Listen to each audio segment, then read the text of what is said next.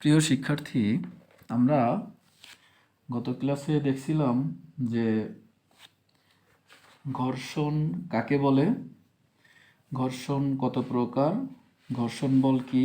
সেখানে আমরা পড়ছিলাম যে দুটি বস্তু পরস্পর সংস্পর্শে থেকে যদি একের উপর দিয়ে অপরটি চলতে চেষ্টা করে, তাহলে বস্তুদের স্পর্শতলে এই গতির বিরুদ্ধে যে বাধার সম্মুখীন হয় তাই হলো ঘর্ষণ, আর যে বল উৎপন্ন হয় গতির বিরুদ্ধে তাই হলো ঘর্ষণ বল। সেক্ষেত্রে স্থিতি ঘর্ষণ, গতীয় ঘর্ষণ, আবর্ত ঘর্ষণ ও প্রবাহী ঘর্ষণ, এই চার প্রকার ঘর্ষণের যে প্রথমটি স্থিতি ঘর্ষণ নিয়ে আলোচনা করছিলাম। তো স্থিতি ঘর্ষণ ছিল হলো কোনো তল এবং এই তলের উপর অবস্থিত কোনো বস্তুর, যেমন একটি তল, এর উপরে অবস্থিত একটি বস্তুর মধ্যে আপেক্ষিক গতি সৃষ্টি হওয়ার আগ পর্যন্ত যে ঘর্ষণ, তাই ছিল হলো স্থিতি ঘর্ষণ। আর আপেক্ষিক গতি সৃষ্টি হওয়ার উপক্রম হয় বল প্রয়োগের ফলে। যেমন একটি তলের উপর একটি বস্তু রাখা আছে, এই বস্তুকে গতিশীল করার জন্য যে বল প্রয়োগ করলে বস্তুটি গতিশীল হওয়ার উপক্রম হয়, ওই সময় এই দুই তলের মধ্যে যে ঘর্ষণ, সেই ঘর্ষণকে বলা হয় সীমান্তিক ঘর্ষণ। তো সেখানে আমরা পড়ছিলাম যে স্থিতি ঘর্ষণ গুণাঙ্ককে মিউএস দ্বারা প্রকাশ করা হয় এবং মিউএস সমান ছিল হলো এফএস বাই আর। এখানে এফএস হলো স্থিতি ঘর্ষণের সীমান্তিক মান এবং আর ছিল অবিলম্বিক প্রতিক্রিয়া। আমরা চিত্রটি আবার আঁকি, দেখো, এ হলো একটি তল, এই তলে এখানে একটি ব্লক আছে। এখন তার এই ব্লকটি তার ভরের জন্য এখানে নিচের দিকে ওজন বল কাজ করে, এটা হলো ডাব্লিউ। আর নিউটনের তৃতীয় সূত্র অনুসারে আমরা দেখছিলাম যে এখানে অবিলম্বিক প্রতিক্রিয়া আর হয় হলো এই উপরের দিকে। প্রযুক্ত বল, ব্লকটিকে গতিশীল করার জন্য যে প্রযুক্ত বল ছিল এটি ছিল এফ এই। আর স্থিতি ঘর্ষণ যেটা ছিল, স্থিতি ঘর্ষণের যে সীমান্তিক মান, সেই সীমান্তিক মানটাকে আমরা এফএস দ্বারা প্রকাশ করেছিলাম। এখন স্থিতি ঘর্ষণের ক্ষেত্রে যে সূত্র আছে, তিনটি সূত্র আছে স্থিতি ঘর্ষণের ক্ষেত্রে। ঘর্ষণ বল সর্বদা গতির বিরুদ্ধে ক্রিয়া করে, ঘর্ষণ বল গতির বিরুদ্ধে ক্রিয়া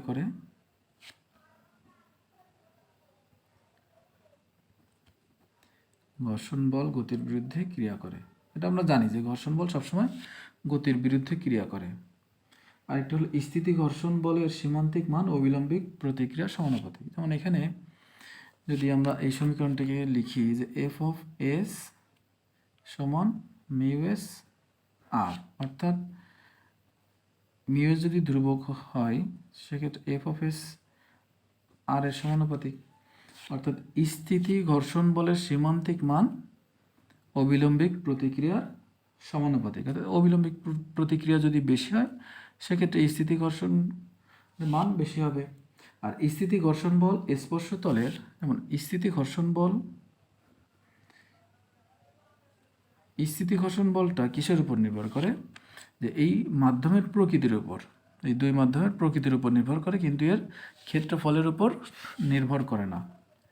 প্রকৃতির উপর নির্ভর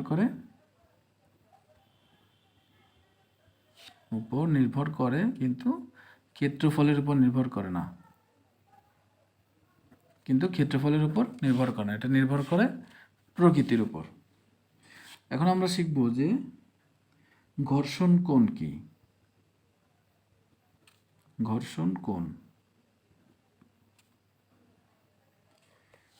সীমান্তিক ঘর্ষণের ক্ষেত্রে এই অবিলম্বিক প্রতিক্রিয়া, ধরে নিই এটি একটি সীমান্তিক ঘর্ষণ। এই সীমান্তিক ঘর্ষণের ক্ষেত্রে অবিলম্বিক প্রতিক্রিয়া আর হলো ঘর্ষণ।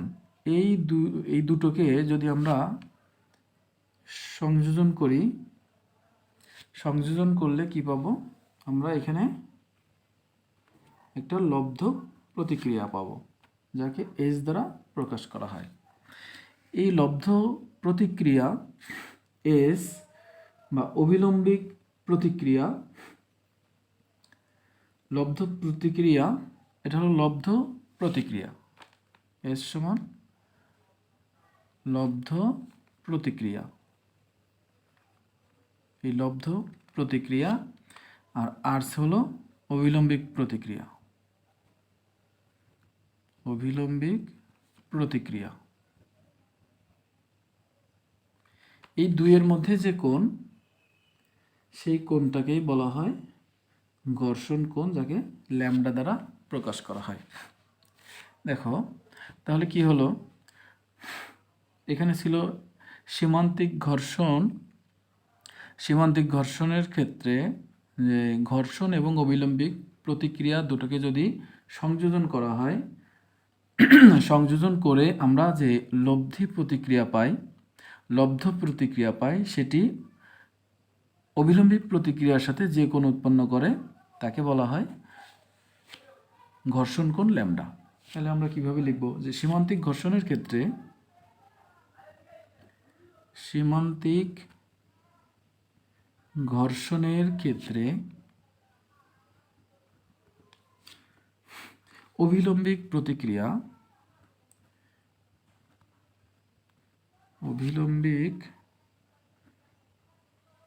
প্রতিক্রিয়া, সীমান্তিক ঘর্ষণের ক্ষেত্রে অবিলম্বিক প্রতিক্রিয়া ও ঘর্ষণ বলকে সংযোজন করে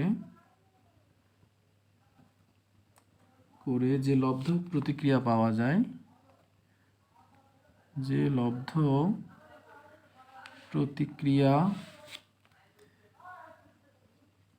পাওয়া যায়, সেটি আর এর সাথে, অর্থাৎ এটি অবিলম্বিক প্রতিক্রিয়ার সাথে যে কোণ উৎপন্ন করে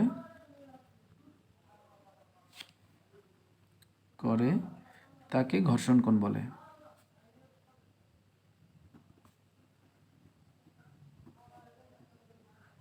তাহলে সীমান্তিক ঘর্ষণের ক্ষেত্রে এখানে কি আছে দেখো, সীমান্তিক ঘর্ষণের ক্ষেত্রে এই এফএস এবং আর, এই দুটো সমন্বয় করে আমরা কি পাই, লব্ধ প্রতিক্রিয়া এস।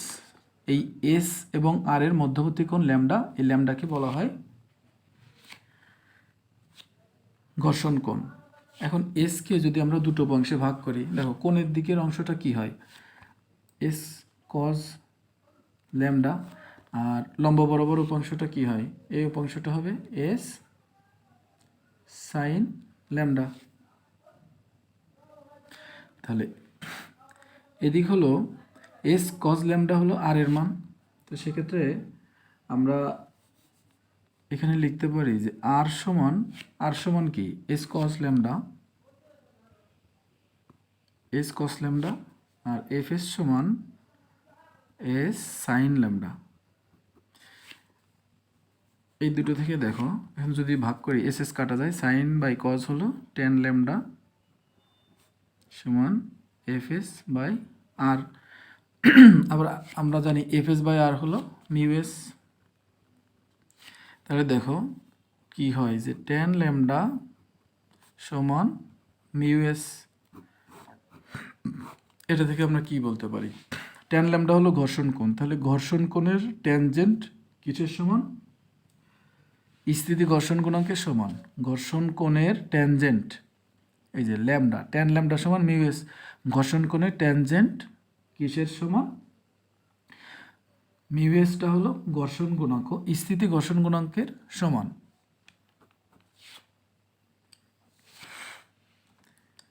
ঘর্ষণ কোণের ট্যানজেন্ট কিসের সমান, স্থিতি ঘর্ষণ গুণাঙ্কের সমান।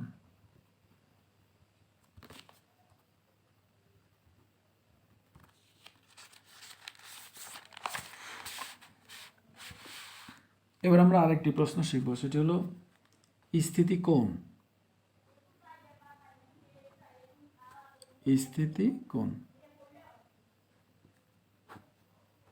এটা আরেকটি বিষয়, স্থিতিকোণ।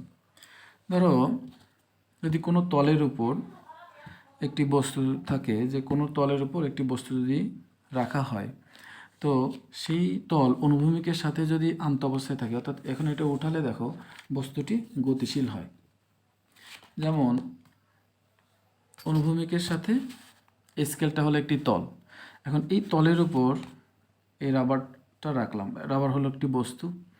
এখন যদি এই তলটাকে আমি ধরে উপরে উঠাই, এরকম যদি উপরে উঠাই, এদের এক প্রান্ত উপরে উঠাচ্ছি, উপরে উঠালে কি হবে, একটি নির্দিষ্ট এখানে একটি কোণ তৈরি হয়। দেখো এখানে একটি কোণ তৈরি হয়। এই কোণ তৈরি হওয়ার কারণে দেখো এখন এই যে রাবারটি কি হয়, এই নিচের দিকে চলে গেল, অর্থাৎ রাবারটি গতিশীল হয়। একটি নির্দিষ্ট মানের জন্য রাবারটি কি হয়, যে গতিশীল হয়ে গেল। তাহলে বস্তুটি এই গতিশীল হওয়ার জন্য যে আনুভূমিক তল এইখানে যে কোণ তৈরি করে, এই কোণটাই হলো নিশ্চল কোণ বা স্থিতিকোণ। আমরা যদি চিত্রটি আঁকাই, দেখো এখানে আনুভূমিক তল হলো ও ওয়াই, আনুভূমিক তল। এখন এর উপরে ধর ও এক্স তলটি এইভাবে আস্তে আস্তে উপরের দিকে ওঠানো যায়। ওঠালে কি হবে, এখানে একটি কোণ তৈরি হবে। তো এখানে যদি একটি বস্তু থাকে এই তলের উপর, ধরো একটি বস্তু আছে, সেই এখন এটা এক প্রান্ত যদি উপরে উঠাই, তাহলে আন্তঃতল বাড়বে, অর্থাৎ কোণের মান বাড়বে। কোণের মান বাড়তে থাকলে কি হবে, একটি নির্দিষ্ট সীমায় বস্তুটি কি হবে, নিচের দিকে হেলে পড়বে। তো বস্তুটি নিচের দিকে পড়ার মুহূর্তে যে উপক্রম যখন হয়, যে এই মুহূর্তে গতিশীল হবে, ওই গতিশীল হওয়ার আগ পর্যন্ত, যখন গতিশীল হওয়ার উপক্রম হয়, ওই অবস্থায় এইখানে যে কোণ, এই কোণটাকে বলা হয় স্থিতিকোণ বা নিশ্চল কোণ। তাহলে আমরা ধরে নিলাম যে ও এক্স এই অবস্থানে যখন তলটি থাকে, তখন বস্তুটি গতিশীল হওয়ার উপক্রম হয়। তো এখানে ব্লকটি আঁকি, এই হলো ব্লক।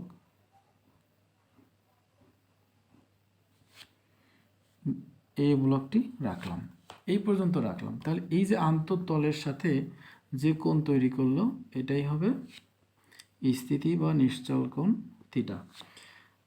এখন সংজ্ঞাটা আমরা কিভাবে লিখব, যে অনুভূমিকের সাথে কোনো তল, অনুভূমিকের সাথে, যেমন এটা অনুভূমিকের সাথে থিটা কোণ করে, অনুভূমিকের সাথে এখানে ও এক্স একটি তল, যা অনুভূমিক অক্ষ ও ওয়াই, অনুভূমিক অক্ষ ও ওয়াই থেকে যে কোণে অনুভূমিকের সাথে কোনো তল যে কোণ উৎপন্ন করলে, যে কোণ উৎপন্ন করলে তলের উপরস্থ কোনো বস্তু গতিশীল হয়।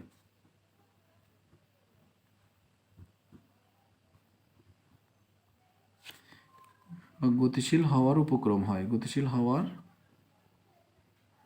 উপক্রম হয়, সেই কোণকে ওই তলে বস্তুটির স্থিতি কোণ বলে। সহজভাবে বললে হয়, দেখো যে এই ও এক্স তল যখন এখানে ছিল, তখন বস্তুটি স্থির ছিল। এখন বস্তুটি, এই তলটি যদি অনুভূমিক থেকে আস্তে আস্তে উপরের দিকে ওঠানো হয়, অর্থাৎ এই একটি নির্দিষ্ট কোণে আসার পরে বস্তুটি নিচের দিকে আসা শুরু করবে। অর্থাৎ এই যে বস্তুটি গতিশীল হওয়ার উপক্রম হলো, কখন উপক্রম হলো, যে কোণের জন্য বস্তুটি গতিশীল হওয়ার উপক্রম হলো, সেই কোণকে বলা হয় স্থিতিকোণ। এই স্থিতিকোণ, এখন আমরা জানি যে কোনো একটা বস্তু সবসময় জি কোণ দিকে কাজ করবে, জি সবসময় নিচের দিকে কাজ করবে, এটি হলো ডাব্লু, ব্লক নিচের দিকে কাজ করবে। এখন এর তো যদি আমরা এখন দুটি অংশে ভাগ করি,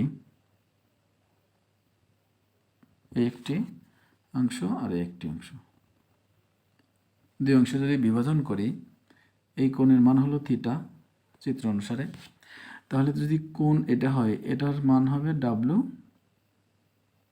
কস থিটা, এই কোণের সাথে থাকলে ডাব্লু কস থিটা, আর এই অংশ হবে ডাব্লু সাইন থিটা, লম্বের দিকে থাকলে ডাব্লু সাইন থিটা। তাহলে এই যে অভিলম্বিক যে অভিলম্বিক প্রতিক্রিয়া, এই চিত্রটা হবে অভিলম্বিক প্রতিক্রিয়া হলে এখানে আর গতি দেখো, এখানে বস্তুটির গতি হলো নিচের দিকে, তাহলে সীমান্তিক যে ঘর্ষণটা হবে বা সেই ঘর্ষণটা হবে এফএস ঘর্ষণ বল কি, বস্তু এদিকে যদি গতিশীল হয় তাহলে তার বিপরীত দিক হবে এফএস।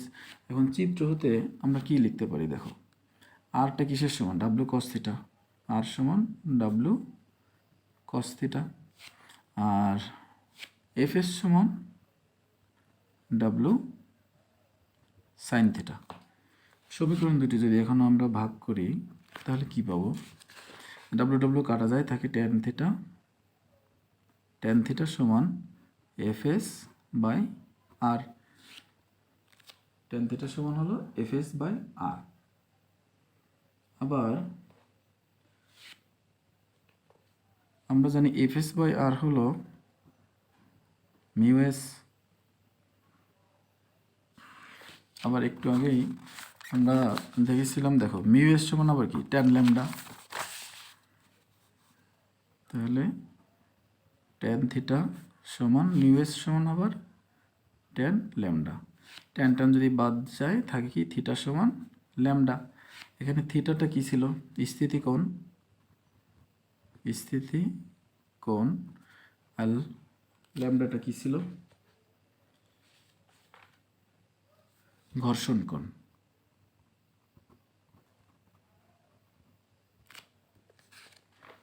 তাহলে আমরা এখন বলতে পারি যে স্থিতি কোণ এবং ঘর্ষণ কোণ পরস্পর সমান।